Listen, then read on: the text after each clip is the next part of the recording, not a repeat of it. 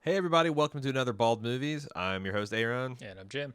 and today we are back to talk about a 1992 film directed by Michael Mann, a epic action historical romance drama. Last of the Mohicans. It's set in the 1750s during the French and Indian Wars here in the American colonies. It was written by Michael Mann and Christopher Crowe, based on a historical novel of the same name written by James Fenimore Cooper. Michael Mann, of course, is the person responsible for the amazing heist film Heat, which we've previously reviewed, as well as the movie Collateral, Public Enemies, and the TV show and movie Miami Vice. Jim, this is your first. This is my probably third time watching this film, and this is kind of a historically important film for me personally. It was the first rated R movie I'd ever seen in a theater. I think I was 15 at the time. A 17-year-old witness co-conspirator helped me sneak out to watch it, and also first movie I saw with a girl, worldly girl from high school. So I have fond memories of this film. I thought it was really good on third, I guess, watch with 20 years distance between it. What'd you think? Eh, I don't know if this movie is for me. Of the things you listed, epic, uh, period, romance, drama, action film, I think I like two of those. uh, it's not. So I like period films. I was This gonna is say I maybe thought. not like a super interesting period to me personally. There's not a lot, and it was something about like the whole just tone of this movie. It feels maybe a little too grown up for me in some kind of way. Like, there's nothing there's just nothing for me here. Like, it's a romance. I'm not interested in watching Daniel Day-Lewis and Madeleine Stowe bone down. That's not fun for me. Some Uh awkward boning. Like I felt like they didn't really you know think how to so? do. Yeah, I thought I so. thought it Like I was think fine. they're going for passionate, but it came across as like people who don't know how sex works. Like we're going to sit Yeah. fully clothed on each other's laps and press collarbones into each other. To be fair, she probably doesn't at that It's true. time in her stature, I guess. Yeah, but Yeah. like that's the thing. British drama with wartime shit that I know nothing about. I'll mea culpa on that because I know absolutely nothing about this era in history. You know, despite it taking place within my own country, Uh just huh. 200 years ago, which is modern history by a lot of country standards. Sure. Yeah, so I don't know. The French Indian War is not something I've really looked into or ever even considered looking into. Maybe I should, but this is not going to be the movie that gets me to go research it a whole bunch. Yeah. Yeah. I actually kind of somewhat surprised that you didn't like the film because I thought that you were at least not antagonistic to period pieces. No, I'm not. It's some combination of like watching the English do military shit and this being a period piece is like just boring to me. See, I thought so like there's a whole bunch of stuff that I want to dig into there, but like one of the things I really liked about this movie is I felt like it visually explains why the British got their ass kicked off the continent. Hmm. You know, this is just a story I've always been told in junior high and high school, and apologies to the Brits out there who are still seething over this 243-year-old conflict. But like it's yeah, like when you looked at the post fort ass kicking raid that the Indians did over on the British, like it just seems so self evident. Like you've got this brightly colored, giant banner waving column of Hmm. dudes beating drums and playing flutes versus dudes wearing camouflage moving through the cover of this dense North American forest and picking the exact terms of their engagement, uh, and firing from cover. Like, it just seems like, my God, why didn't they? And I hear that like that's the other thing is like as you learn more about history, you'll learn the shit you learn in schools largely like simplified or wrong. That there were like commando units that like it's not like the British people had no idea how to conduct warfare. They fucking took over the whole globe. Hmm. But yeah, still the bright red uniforms versus the dudes in camo knowing the lay of the land. And this is also, I just thought there's like a really, every time I see historically accurate battles, I just think of how like fucking savage it all is. Yeah. You know, the forts like exploding and the splinters hitting people, and just like the sheer terror of like, you know, you're walking on this sunny day and you're like you just escaped with your lives. You know, like you thought the morning before that you were going to die because of your British commander's honor demands that he fights to the last man. Now you're marching on a fair sunny day. Maybe you're going to see your sweetheart, and then you start hearing these war cries coming from all around you. Where are they? You're getting picked off from the forest. I like that kind of like a really, you know, even it's probably heightened Hollywood reality bullshit. It felt like I could kind of walk in those people's shoes and feel like what it was like to be back then, when, you know, this entire continent was so much more mysterious and peopled by these you know, peoples that were hostile, sometimes allies. How do you tell the difference? I thought that stuff was fascinating. I got a question for you. Yeah. What's your interest level in going and viewing some kind of colonial era war reenactment? Because that's what this movie feels like to me. I mean, And I have like zero interest in that. No, I do. Yeah, because I don't want to stand outside in a hot, you know, humid, fucking, Okay. yeah, upstate New York field with a, you know, yeah, no, I don't want to do that. But like Yeah. lavishly scaled, period accurate. I guess because I did a lot of research and they really sweated the details. Now, sweating the details in 1992 is different than it would be in 2020. Like I thought it was interesting that, shit, what is the guy that played the Indian chief? Not West Duty. No, Anyway, the that's guy that not played the Chingachgook, he mentioned that because he's a famous Indian actor and Russell Means. writes. Yeah, Russell Means, kind of badass dude. Like had a standoff on Wounded Knee against the federal government in 1971. Holy shit! Yeah. But this guy said that like they just wanted us to talk Indian, so like we all spoke in our native language. Like West Study is talking Cherokee, and I'm talking my native tribe, and I was delivering these lines to some Inuit that spoke like, so we were just literally gibbering at each other, but it's like, oh yeah, authentic Native American shit. Oh yeah. So like nowadays they would actually sweat the details. They'd have, you know, an actual scholar that would, you know, teach the people their lines, and there'd be a lot more. But for 1992, like they clearly, you know, sweated the details on the artifacts and the costuming and stuff like that. I think that's really neat. And I think it being 1992 is another mark against it, in my opinion. Like the film doesn't look that good. Really? Yeah, I mean it's grainy, and no matter how you're gonna restore it, it doesn't look amazing. A lot of it is shot in very dark settings as well, and so like you know, you can do a better transfer of it, and I'm sure they have, but like it didn't look that amazing Yeah. to me.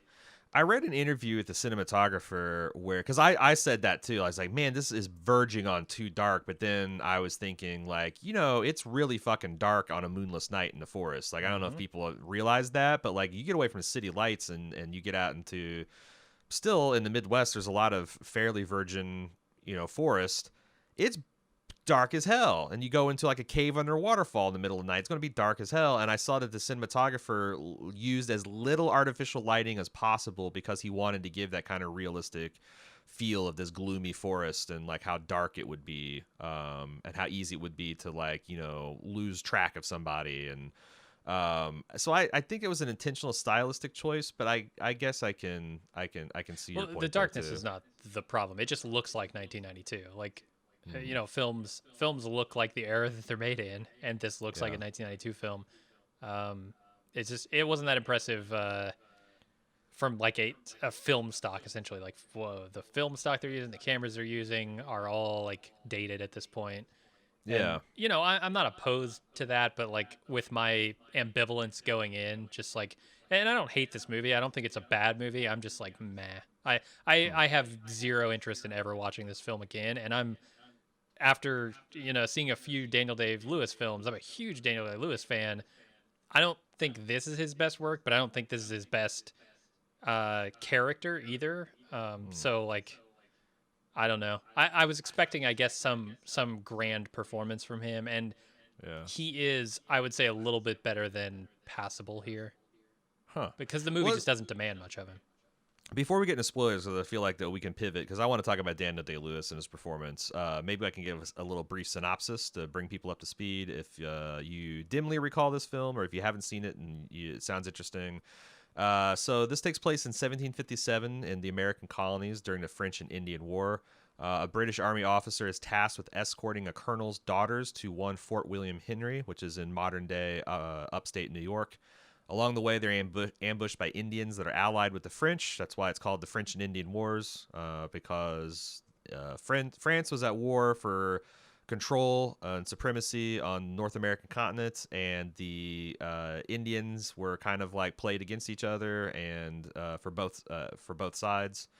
Benefit, but they were ambushed by Indian forces on the way there, and only saved by three men, like these independent trappers, fur traders, native chief, his son, which collectively are the last of the Mohican tribe, and his adopted white son, Hawkeye, who's played by Daniel Day-Lewis. These three help or agree to help escort the daughters to safety, but unfortunately, no safety to be found at Fort William Henry as it's quickly taken over by the French.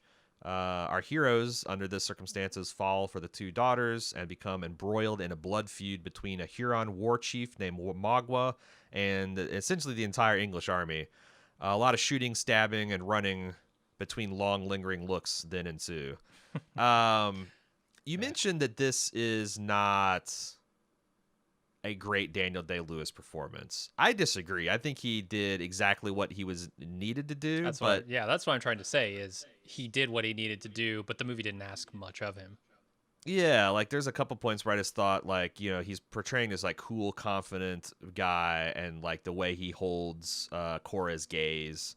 The way like there's a couple points where he told that major off like, you and I are going to I feel like you and I are going to have a conflict or going to have a fight ahead. I really like those moments, but here's the thing.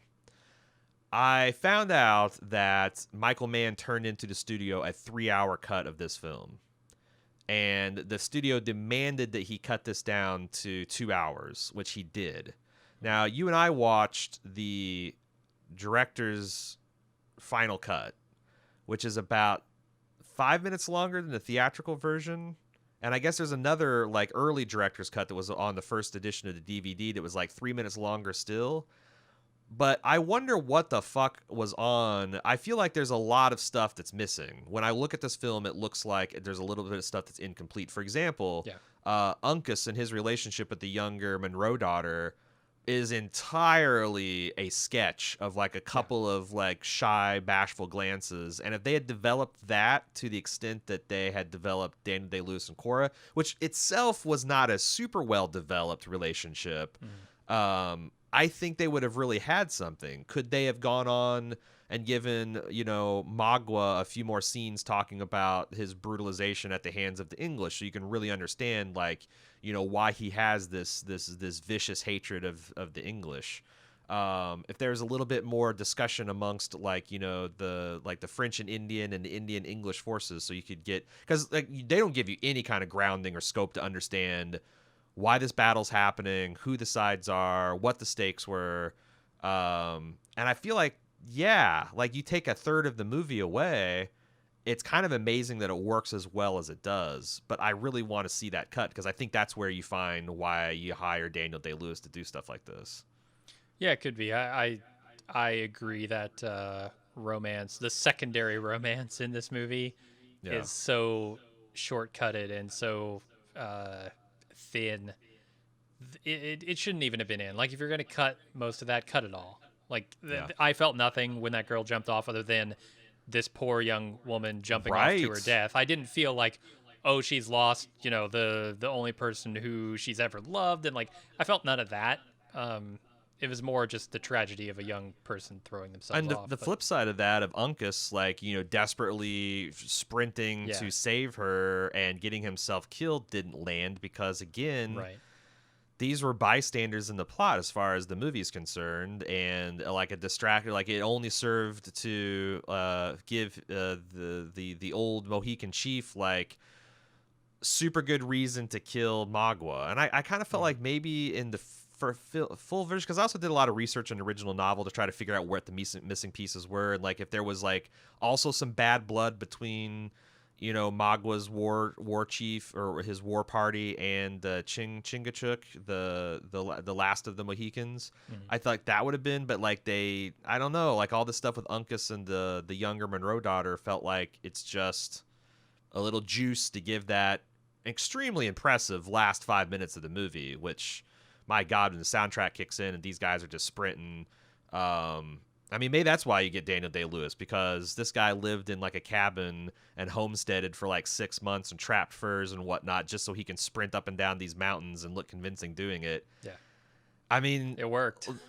Yeah, like all that shit where he was doing fancy knife work and tomahawk work and like reloading a fucking flintlock musket as he's sprinting Tom Cruise fast. That shit was super cool. On a cliffside, like yeah, on a 45-degree granite face cliff. It's like I just thought that shit was really cool, and all the action sequence, the initial ambush, the fort scene. I'm a sucker for like nautical fiction, so like seeing these big cannons just blowing, like, and especially how monstrous they are in land, just blowing huge chunks out of this real fort that they built. It cost $6 million to build this thing up and down, or actually down in North Carolina. There's definitely some cool stuff in there. Those cannons were very impressive. I was kind of digging that part, but yeah, I think the second half of this movie, or maybe the last third of this movie, is pretty good, and actually had my attention, but the first half to 2/3 of it was just kind of nothing to me. Yeah, but there again, I think that, man, if you had another 15 minutes in that first half to like really introduce that settler folk in their cabin and like their relationship between the Mohicans and Hawkeye and et cetera, that would have landed too, because like, we barely get to know these people. They're kind of like, oh, okay, minor characters, and then there's a point where they get butchered, and that's supposed to be a big moment, but it doesn't really land because it doesn't land to the point where I wasn't even sure that was their family. It's the same people. Yeah, I was afraid you'd say that. Yeah, I mean, I got a single glimpse at this woman who they show lying on the ground before that, and I was like, is this is this another family? And they're looking at the tragedy of like everyone being. I really wasn't sure. I wasn't sure who like was sending out the war parties. Was it the Native American chiefs and their tribes sending out war parties to burn the people out? Was it the French, which I think that's right? Well, I think that's one of the insidious parts that you're supposed to understand, and they kind of lost in war, is that like it was hard to tell, because a lot of Indian tribes were allied and like were friendly with the English. A lot of them were allied with the French. A lot of them didn't like any of this shit that's happening to their land. Like, what the fuck is this white man doing, like burning and slashing our forests and camping on our native burial grounds, and fuck them all. So like, it felt like an infinite atrocity engine that like whoever attacked you, you could brutally retaliate against whomever and justify whatever body count you could, and that they just lost that kind of like vicious, inhuman part of the French Indian Wars, and it's to its detriment. But my real question is, why did they choose to neuter Michael Mann's cut of this movie? Because. So I was thinking like, okay, well maybe like we're still a year or two away, because I get fuzzy when stuff came out in the 90s. Like maybe we're still a year or two away from Dances with Wolves that proved like a 3.5-hour movie can fucking slay and get all the Oscars and get $500 million box office against a $100 million budget. But no, Dances with Wolves came out in 1990. This comes out in 92. Why the hell did they demand this guy just pull out an hour of his movie? They had just seen that American audiences have an appetite for this kind of like historical period, Western, Native American, greater respect and empathy and more nuanced view, more realistic view than we'd gotten with the John Wayne bullshit of years gone by. Why does the studio make this arbitrary? Now you got to get in there 2 hours. We got to really churn through the seats and the tickets, and the kids are going to get bored. this rated R, super violent historical drama. Is it possible that that 3-hour cut is apocryphal? That it doesn't actually exist? Because if you're doing a definitive director's cut, why are you Yeah. only adding 3 minutes back in? Who actually? I don't even know who did the definitive director's cut. I'm not sure if it Supposedly was the Michael Mann. director. It Yeah. was? Okay. Yeah. Then yeah, why wouldn't he have put that stuff back in if it actually existed? I don't. So that's a good point. But on the other hand, I guess I can't remember her name, Jody something or other, the youngest Monroe daughter, I guess was really complaining because this was a pretty grueling shoot. Like when they were in, because there's a scene of they're fleeing the Huron war party in these canoes, and they go over a sequence of waterfalls, and I guess Michael Mann, like, with rare exception, insisted the actors not use stand-in and stunt people. So like these canoes like tipped all the fucking time. And I guess these women got cold and wet and miserable, and they spent a lot of time being cold and wet and miserable at night. And when she saw the final cut of the movie, she was outraged because I guess like literally 100%, like 95% of her role was on the cutting room floor. So like there's a statement that like Michael Mann, Michael Mann made an interview that he had turned in a 3-hour cut, and then there's an actress that said that she was kind of shocked and outraged that a lot of her material was cut off. So like Okay. maybe it's overselling a bit, but like even 20-30 more minutes of character development, anything between Uncas and that girl, Yeah. honestly, would have made the movie a lot better, and anything that would add a little bit of depth and shading to Magua, because I feel like they stripped him away to the bare essentials to where he just seemed a lot more evil than I think is intended in the original material. Like, you're supposed to understand that he's got a lot of good fucking reason to hate these guys, and because it's so like cutting out someone's heart and eating it in front of them and swearing that you're going to kill their seed and burning their children alive, because that's so fucking over the top. Like, I felt like there needed to be some real heavy, oh geez, well, maybe I don't agree with his methods, but I see how he got there. Yeah, they didn't have that, but I will say I thought Magua was a very effective villain. Sure as hell is. He's fucking terrifying. Yeah. Yeah, like, and that just style of combat, like where it's like, you're breaking bones and it's blunt force trauma and it comes out of nowhere, does seem pretty terrifying. I want to talk about another delightful piece of casting. We love Jared Harris. This is his third credited role. Nice. As some nameless British lieutenant that's trying to whip the American colonists into some sense of patriotism to a country that they're going to throw the yoke of tyranny off just 10 short years later. Yeah. Almost didn't recognize him because he's so fucking young and fresh-faced. Mm-hmm. But yeah, there's Jerry Harris right up there on his literal high horse. Yeah, it's a shame he didn't have more to do in this film. Well, you know what? That 3-hour cut, 45 minutes, Jared Harris. Uh-huh. If only they knew. If only they knew. A polar bear with a human face chased him down, bit his ass. It was something else. We need the post-expanse cut of Last of the Mohicans. Yeah, that's the other thing. Cutting that so much out of, I'm assuming, the runtime of the film did a lot of like making the political, like they did. It's like I felt like they had to tack on the colonists saying something about tyranny and oppression because this film's aware enough, like, well, this is French and Indian War. It's in early colonial America, but like, yeah, 10 years from now, they're going to fight a war of revolution. So we need to kind of like lay the tracks for that a little bit. But it felt a little very much tacked on. Like, well, if we don't put this big speech in here, then American audience will be like, what the fuck? I thought the Brits were the bad guy, Yeah, and maybe that's a little bit more to doing a little more to convey like the epic scale of this thing, because like beyond a fort battle, I'm trying to find the epic part of this film because the scale of the film is not that grand. I thought the scale of the setting in general is grand, but like this is a very intimate story, I think. Yeah, you're right.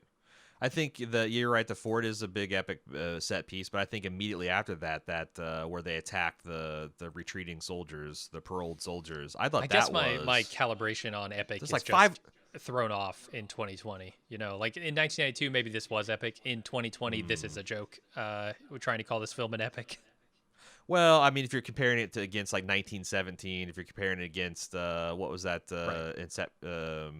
Nolan movie, Dunkirk, Uh, but like 400 like authentic Native Americans squaring off against 200, 300 British soldiers, and I thought that, I mean, that felt epic to me because I've rarely seen that kind of combat played out with this kind of like level of attention to detail and skill, and just like yeah, letting but I've Daniel seen Day Lewis things be a badass. like Battle of the Bastards. I've seen things like Sure, yeah. Avengers. Like it, But it's then that's a lot Lord of of the Rings. CG. It's really fucking hard to get on my epic scale and to Yeah. peg that scale. So like this 1992 film with 50 extras at a time is not really cutting the mustard here. Yeah. But that's the thing. I think that's where like the knowledge of like all the stuff that you just mentioned is mostly CG and Yeah. compositing. Where like this is like one of the epic in the old Hollywood ways, where it's like Charles Heston is in front of 1,000 people in the desert, like fucking like those are actual people, all costumed, all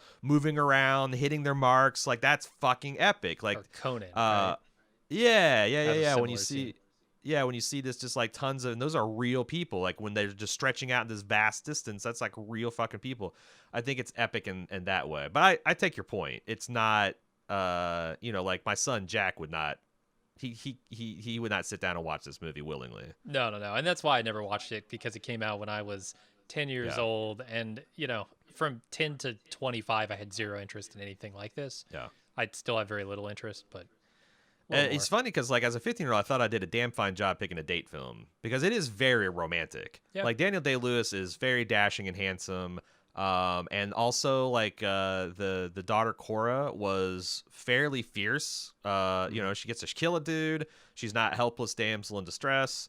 But there's, lots of Daniel Day-Lewis when he's screaming, "I will find you," before he throws himself off a waterfall, Harrison Ford style.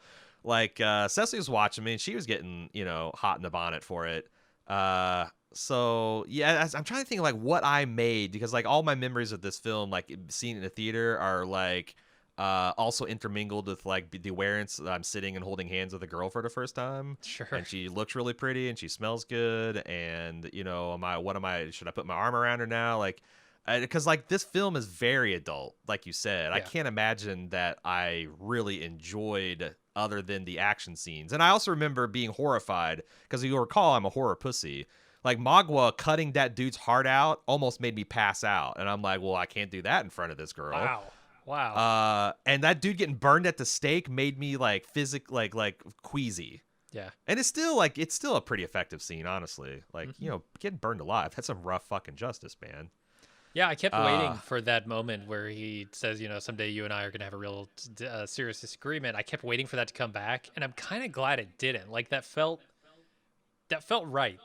They had a serious disagreement, but it was nothing like he was expecting. No, no, no. You're right. It was the disagreement was who's going to sacrifice their life for Madeleine Stowe's character. Yeah. I really enjoy the soundtrack. I think the soundtrack won, or at least was nominated for some Oscars. Trevor Jones and Randy Edelman. Trevor did the soundtrack for Excalibur, Dark Crystal, Labyrinth, Mississippi Burning, as well as this film. And Randy Edelman worked on the movie Twins, Kindergarten Cop, Beethoven, Gettysburg, Dragonheart, Wow. Triple X, and you're gonna love this, Jim. Oh, Jesus. Wrote the theme for the popular 80s television series MacGyver. No shit. Okay. Yeah. He redeemed himself. Yeah. But I it's weird because I like the soundtrack. When I was listening to it yesterday, I was like, this is coming across way more Gaelic than like Native American or colonial period. Huh. Like it's very Scottish Highlands, like Rob Roy, Braveheart. Uh-huh. But I don't know. I dug it, and like I said, that score to the final like 5-minute chase scene is just gets the blood pumping. Whether I feel you consider epic or no. and this theme, it's interesting because I've never seen this movie, but I have most certainly heard this song many times. The theme. Oh yeah. For Last of the Mohicans. Didn't know it until I watched this movie that it was Last of the Mohicans. So that was kind of interesting, but I couldn't believe the frequency at which they play the Last of the Mohicans theme. It's like every Yeah. single time they need somebody to look heroic or something to look Mhm. romantic and magical, they go to this theme. And I was like, they must have played it 10, 15 times by the end of this film. No wonder. No Yeah. wonder everybody knows this theme, right? Because you Well, can't watch this movie without having it written forever into your mind. it's the Groundhog Day of soundtracks. Absolutely. Uh, but on the other hand, I think it also is a mainstay in like historical period trailers for like the next 20 years. Okay. Yeah. That Like makes you're going to get that. You're going to get it in like football montages of people trying to get the extra few yards across the like really? They did that? Oh yeah, yeah, yeah. You'd see a lot of like stirring like places, placeholder music and trailers and things like that. Did you know that the storied history, I guess, of this musical production that they had? So I can't remember which one of the names you mentioned, but they were hired to write an electronic score to this thing. If that makes any I think damn it's a sense trip. in the So world. I saw this as a avenue to go down, and I just rejected it as fundamentally uninteresting. But I find I it understand that Trevor fascinating. Jones. Yeah, Trevor Jones was the one originally hired, and then he bowed out late in the project because, like, I guess, like Michael Mann was still cut. Like he filmed the waterfall scene 9 days before he showed it to an audience for the first time. Jesus So, Christ. and this thing was getting like, this guy like worked up a score for the 3 hour version, and then they gave him the two, and he's like, "Fuck this." So Well, that's he where did I the stopped. electronic version and had it like basically done, and then late in production, Michael Mann comes to him and says, "Now we need a score for this thing. We need a traditional orchestral score." And so he had to go back and Mm. music everything. Well, He had that's to why. create the score from scratch again, and like he did as much as he could. He blasted through the thing, and then he ran out Yeah. of time. Yeah. I guess within his own personal schedule, he had other projects or something, and so they brought in a guy to finish it up. And I think it's remarkable how well it works. But I think maybe I see why they use the theme over and over again, because Yeah. that's the music they had, and they A were lot like, of "Well, we Control wrote two C, songs Control for this. V. Let's use one of them a lot." Yeah, yeah. The last thing I want to talk about is like I was watching this, and there's this point where Magua is essentially got this massive chip on his shoulder because he was kidnapped by the Mohawk tribe and kind of like stripped of a lot of his. They thought his tribe, the Hurons, thought he was dead. His wife got married to another man. Like he lost a lot of his honor and prestige, and I get the feeling that a lot of this is him trying to win it back. Yeah. And he goes to this chief and he says, "Oh, look at all this victory I've done. I've killed many gray hairs." And then Daniel Day-Lewis comes in and is like, "Nah, this guy is talking out of both sides of his mouth. He's actually a real fuckface of a Native American, He loves the and French.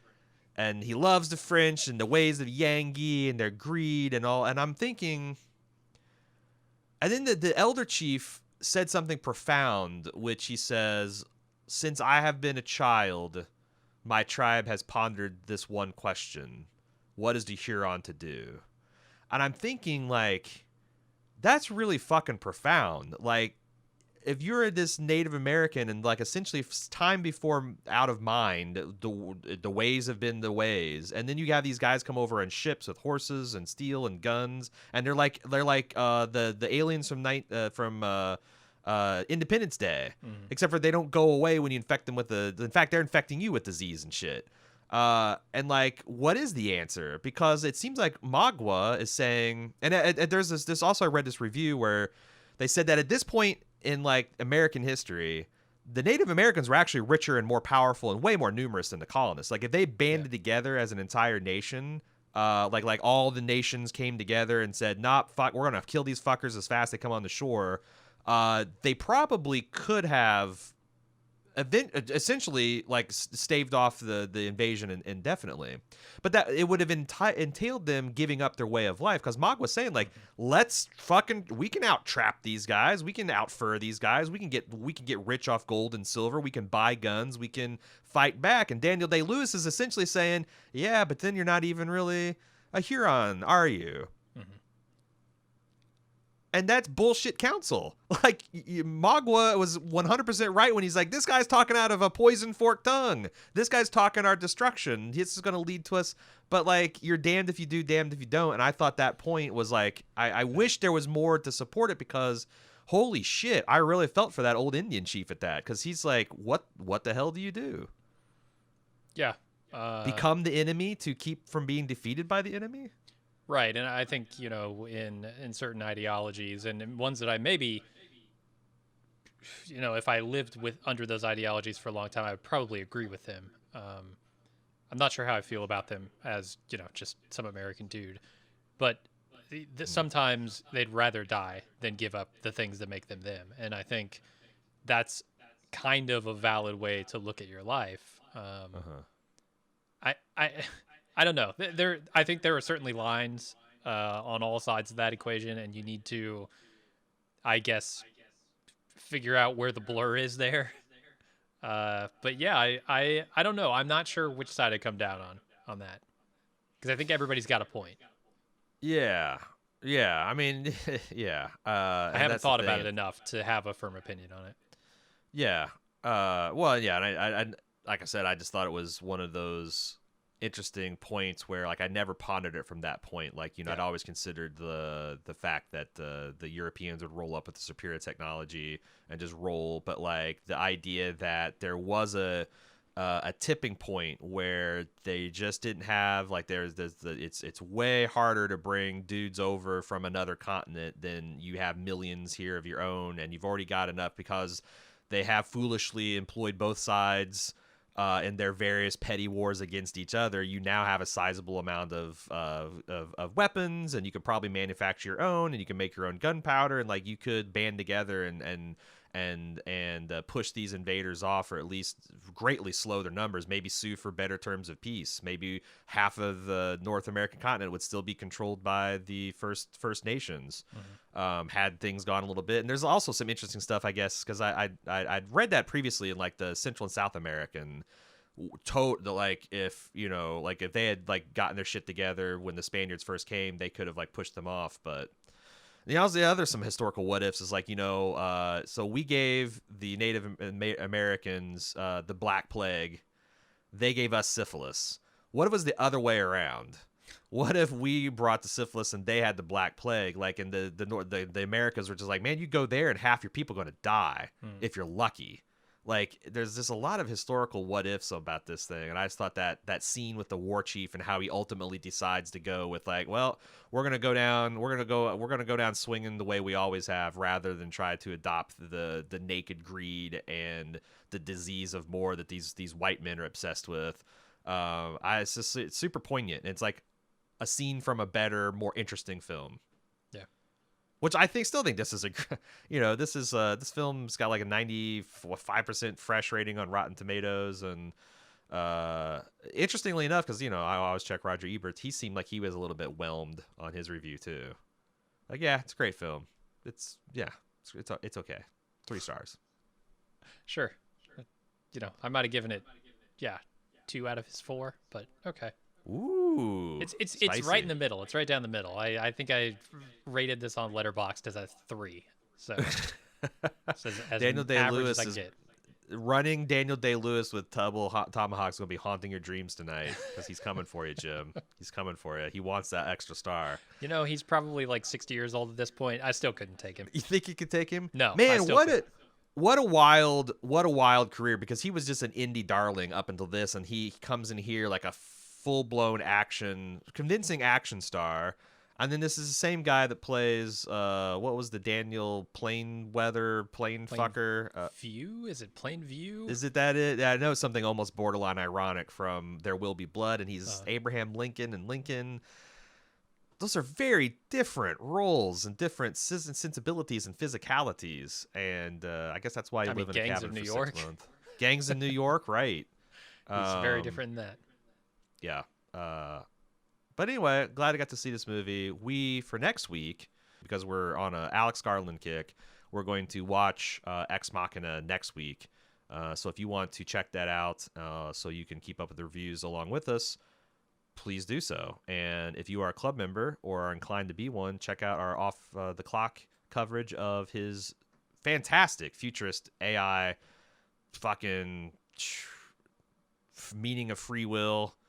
Is life even free will? Is it deterministic meditation? Devs on FX, which you can check if you. I think that's FX on Hulu too. You can watch it on Hulu as well. That's it for this week. I hope you've enjoyed our discussion around The Last of the Mohicans, and I hope you can join us for next week's Ex Machina. Until then, I'm Aaron. And I'm Jim. See you next week.